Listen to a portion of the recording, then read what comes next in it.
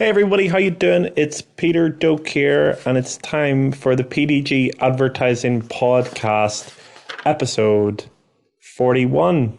It is the 28th of June, 2019, and we're here in East Belfast, and I've got a window open, and if you listen hard enough, you might hear some bands playing in the background. There's two things going on reasonably close to me. One is DJ Tiesto playing at the Boucher Road playing fields. Not the Boucher Road, the Ormer Road fields. I think that's pretty close. And then in between that and where we are now is what are called band parades. If you're from Northern Ireland listening to this, you are familiar with what a band parade is. If you're not, it's can be quite a contentious issue, but I mean, we're not political here at PDG Advertising. I have always considered myself pretty much across the spectrum between the two communities here, the Protestant community and the Catholic community, and I can kind of see both sides of it. And if I was to talk about the positive sides of it, anybody that I've talked to that's interested in band parade say it's just a nice day out for family and people being able to watch bands, and lots of bright colours and noise, and if you're interested in it and you have a bit of a drink at it. There's another side to it, the other side of the community, and yeah, you could get pretty, and I have a lot of respect for any political commentators out there, because there's a little bit of tension here in Northern Ireland whenever you talk about these kind of things. But anyway, you might be able to hear some of that in the background as we're here today in Belfast. But let's move on to more PDG advertising based things.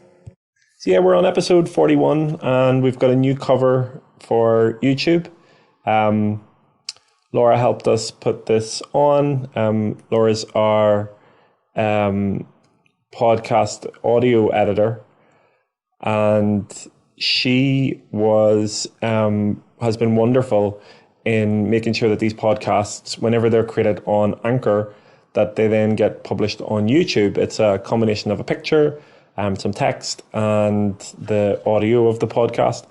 And I really appreciate her help in getting that done. It makes it really easy. But the addition that we've got a new cover art, so it's a pretty cool one. It's a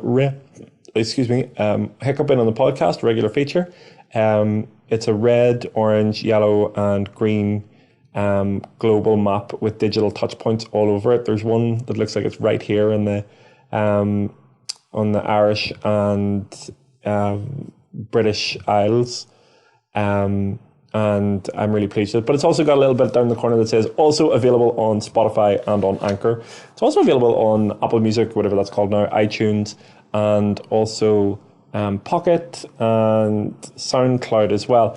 PDG Advertising Podcast is available all over the place for your listening pleasure. So it's quite an event whenever we do that new image. So I hope you check it out over on YouTube, and let me know what you think about it. It's been a really heavy week at PDG Advertising. There were a couple of points in it where things got a little bit tough. Just trying to work out, some stakeholder management issues with our customer list. And it's funny, I mean, whenever a customer even asks a question, we kind of jump into panic mode and we say, well, and if it's not what we're expecting, we're like, well, why haven't we seen that? Why didn't we see that? And we have to remember that we're pretty small for a start. And second of all, we have to remember that we always try to do the best that we can for the customer with our goals of customer growth, quality of service, and brand awareness. And that's really the cornerstone of what we do. And I believe that if we all believe that in PDG Advertising, that anything we do will be working towards benefiting the customer. It was really interesting whenever we dived into a customer issue this week. Turned out that the customer wasn't unhappy at all, and that we hadn't done anything incorrectly. It's just a little bit of a communication problem, and that's something that we're getting really good at. But I think if you were running a business and you didn't get annoyed whenever something wasn't exactly the way you thought it should be, you probably shouldn't be in the business to start off with, because it's going to happen. Nothing goes the way that you expect it to, and things blindside you, and it's just something that happens. So it has been busy, but it's also been busy because we're just busy. That's how it is, and it's how we want it to be. And we're going to have to grind for at least another month, just myself and Anthony and our wonderfully valued and amazing contractors.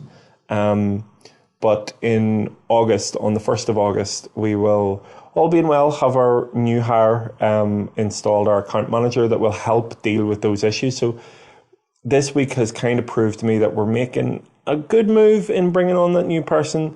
And the interview processes are just, and I'll talk about that in a second, but the interview processes are just are ongoing. And we've had a couple of interviewees this week, really wonderful. We've just got another few to go next week, and we will we've said we'd make a decision by Wednesday. So we're really looking forward to moving that process along.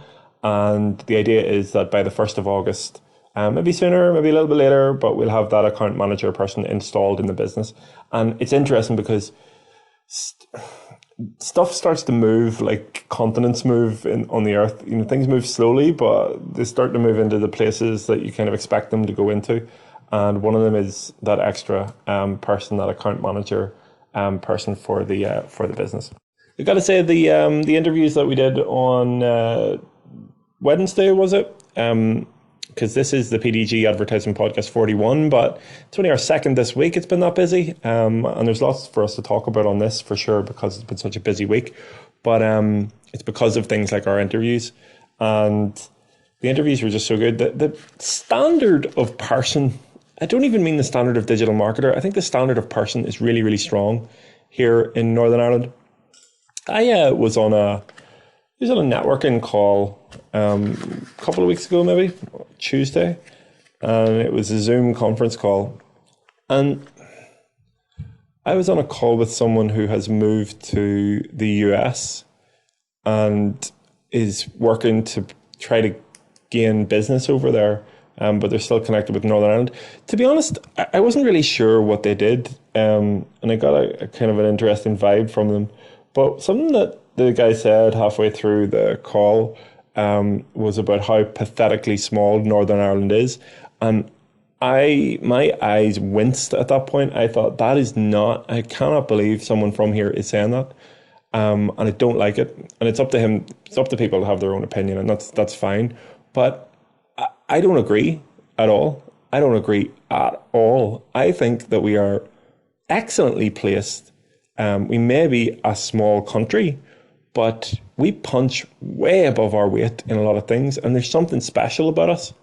I believe that, and I think that we are extremely good, and it's only being strengthened by the people that, every single one of the interviewees, like, they're just special people. They're excellent people, really, really strong at what they do, and they will do big things, whether it be with us at PDG Advertising or with something else. But to label Northern Ireland as pathetically small is just one of the worst things I've heard in a very, very long time, and I didn't like it at all.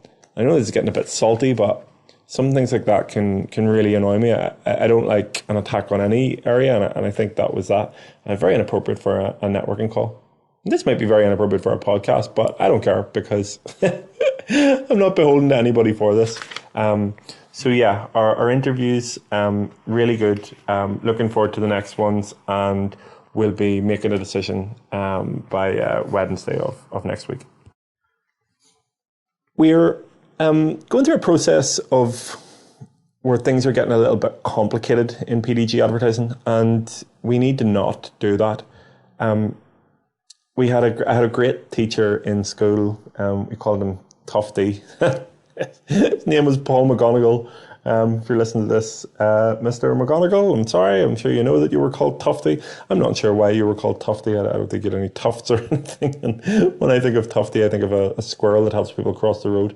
Who's a Green Cross Code or walking across the road campaign in Northern Ireland at a time, and I think the main character to help you cross the road was called Tufty, and he was a huge squirrel. I imagine that's because of his tufty tail, but I don't know. But he said something. He said something really important. He said, whenever you're doing anything, keep it simple, keep it country. I don't know why he said keep it simple, keep it country. To me, the country is extremely complicated. I don't understand it at all. Farms to me are mind-blowingly complex. I don't understand them at all. But he said, keep it simple, keep it country. And we need to keep things simple and not complicate things. Things are complicated, and we need to decomplify them. To declutter them, to take away all the noise. And there's something that really helps that. It's called, I don't know what it's called, but it's first principle reasoning. So you break everything down into its core principles, and you figure out how it works and what makes sense and how we can move forward. It's whenever there's too much information at one go that things get complicated, and I think mistakes start to be made. So breaking things down into simple terms and simple actions, and doing the research. Like whenever something appears to be too complex, to me it's usually that people aren't doing they're not doing the research first and breaking it down into simple parts, because things are very, very complex. Like everything is complex, but I feel like it's our job to make it less complex and to work on simplifying things. And that's a real focus at PDG Advertising. I was watching a really cool, wasn't a TED Talk, but it was TED Talk-esque. And it was from Jack Ma, the owner of a big e-commerce platform called Alibaba. And he said that in your business, you can't have people talking different languages. Everybody has to speak the same language. So the example is, if you have half chickens and half ducks, and the chickens and ducks try to talk to each other, they won't know what each other are saying. So the ducks have to learn to speak chicken, and the chickens need to learn to speak duck, so that there can be agreement, understanding, clarity, and just clear communication between everyone. I really believe that. I think there's a religious overtone to this as well. I read about it was something from Jordan Peterson's podcast, and it was about the Tower of Babel. And it was saying that the buildings got so big that they needed to bring in contractors to finish off the tower. And when they did that, everybody spoke a different language. It meant that things couldn't get done, and the tower fell down and got completely ruined. And it was because people weren't speaking the same languages. And that goes for us in PDG Advertising. We need to learn to speak each other's language, and we need to learn to understand each other. And that's something that we will forever work on. We will never master that, but if we even get it to 10%, then we'll be doing better than, I reckon, 90% of other organizations. So that's definitely going to be a focus of mine, to learn to speak duck and to teach people to speak chicken as well.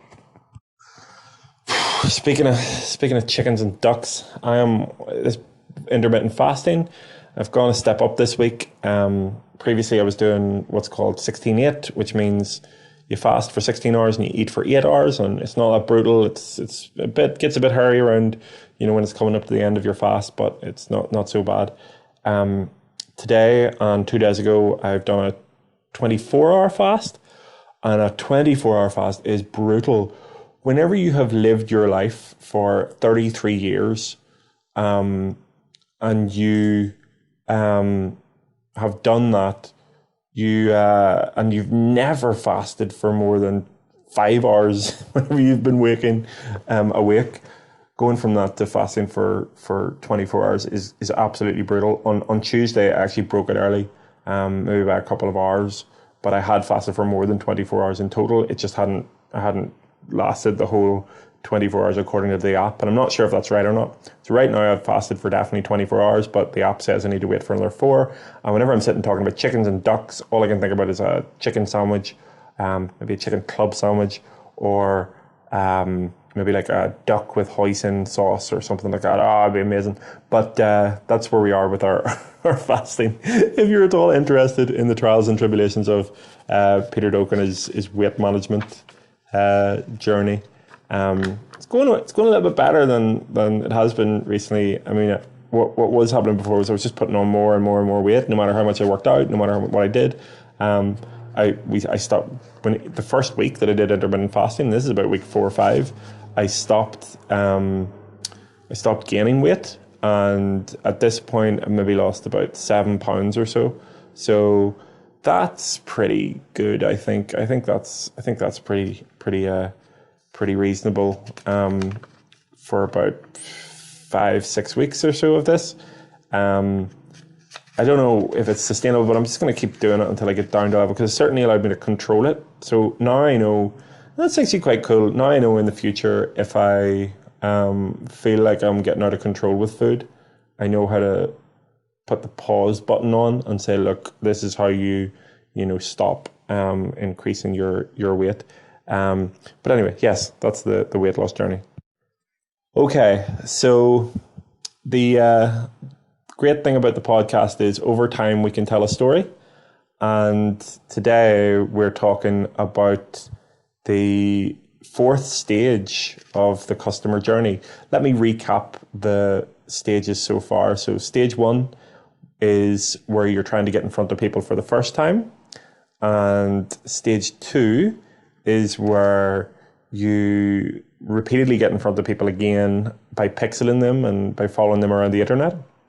Stage 3 is whenever you've got them connected via social or via your email account, your email marketing account, and you can then email them asking them to purchase. And then stage 4, it's really interesting stage. It's trying to get the second sale.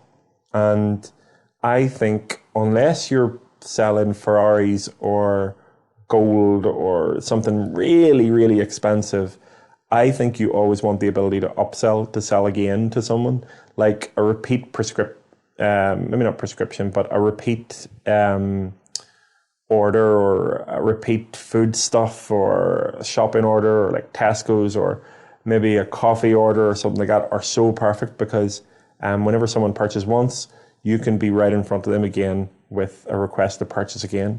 And this stage is so simple. It's just targeting people who have purchased your product before via online ads by creating custom audiences in channels like Facebook and Google Ads. And most importantly, emailing those customers to say, are you ready to purchase again? We've got a special offer at the moment. Would you like to take part? And given a coupon code for that. Look, it's the same in B2B. I think whenever people are at that stage, whenever they've bought from you, the equivalent in B2B is a trigger to have someone pick up the phone and have a conversation with your customer. You don't know where that could lead to. Some like it, some don't. And it's why I always say that B2B and B2C are so similar. The customer journey there are different cosmetic parts to it, but fundamentally, if you're not getting back in front of your purchasers again, because it is twofold. One, you might get them to purchase again, which is awesome, the primary goal. 2, you might find out why they won't purchase again, and so that you can make sure that you fix that part of the process and make sure they purchase again after that. So this is a really short one, because it is really short and it's really easy. Step 2 of the customer journey is to get people to repeat. Sorry, not step 2, rewind. Step 4 of the customer journey is to get people to repeat purchase your product. And you do that through Facebook advertising using custom adverts that will only go to people who have purchased. And you can do that on Facebook and on Google by uploading your list of customers into those platforms and specifying that adverts should only go to those people. It's an incredible way of doing things. And also, way more importantly, emailing the people that have purchased from you in the past. And that is a formula for success. You have spent so much money getting from people from stage 1, which is getting in front of them for the first time, to stage 2, repeatedly getting in front of them, building trust, and then getting them to give you their email address, getting them to purchase. That is ROI enough. But if you want to get a super duper ROI, then it's getting people to repeat purchase, and that's a key component of the overall sales process. And I would love to hear how your sales process is working. Even if you want to, get in touch, and we'd even have guests on the show soon. So if you wanted to get in touch and talk to us about your sales process, then we would love to do that, and we'd love to share that. And we're not going to critique it, but we could definitely suggest any changes that might help or give you some of the benefit of our experience. So stage 4 of the customer journey is to get repeat purchasers of your product using online advertising, such as Google Ads, Facebook Ads, and your email database. So everyone, I want to end on this note. We had some wonderful conversations with customers this week, and one of them was where a customer was afraid to email his email list too much, and too much to him was more than once a week. We disagree. The customer used the term, "I want to treat my email list like gold," and I think that's the wrong approach, because I think at times we are scared of people unsubscribing from our email list. I've seen it so many times where people say, "Oh, we got unsubscribed," and they get depressed about it. But if these guys are unsubscribing because you're emailing them maybe twice a week, they are not ready to purchase from you. They don't want to purchase from you. I don't think they ever will purchase from you. And I think it's better off that you're rid of them instead of keeping on thinking that they're going to purchase, inflating your figures, thinking, "Oh, this went to this many people and nobody clicked on it or purchased." It's better to get rid of them in the first place. I don't advocate more than maybe 2 a week, 3 maybe at a maximum, but 2 emails per week is not too many. And at least 1 per week for sure. Now, I want to just say this customer is amazing, and they brought it to us as a discussion, and they said, "We're not emailing to want to know what you think about it, so we're working really well together on it." But we said, this is probably not what we would do. We would be a little bit more aggressive, and we do want to treat our customers like gold, and we want to treat people like gold. But if someone has opted into a list, we want to get in touch with them cleverly, repeatedly, a little bit aggressively, because we're competing with a lot of other people out there that are emailing maybe twice per day at times. And we see that full spectrum. So just if you are worried about emailing your audience too much, I nearly don't think you can. Maybe like once a day or every 2 times a day is way too much. But twice a week. And if you can even set up emails more than twice a week, I'd be pretty impressed. It's actually a struggle to get 2 emails set up per week for a business. So doing 1 a day probably isn't even feasible. So it's nearly a case of email people as much as you can to get them through that sales process. We never want to annoy anybody or upset anybody, but in 2019, you can afford a few more emails in your funnel. Don't worry about upsetting people. You've got to do what you think is right to the best of your ability. And people can either like it or not. And if they want to unsubscribe, then let them. All right, everyone. I'm going to go and probably break this fast. Just want to say again, I really appreciate everybody that listens to this podcast. We got quite a lot of, I sent out a post on LinkedIn, I think it was, and we got quite a lot of listeners from that. So I really appreciate that. I hope you continue to return. Might never know if you do or not, because maybe that was just a surge and then we'll have less. But really appreciate you if you're listening to this, and feel free to let us know that you're listening. Maybe someday you could be on this podcast as well, and we'll answer any questions that you have on the podcast, and we'll soon be setting up some guest podcasts as well. So have a great weekend, and I will be back on Monday with episode 42 of the PDG Advertising Podcast.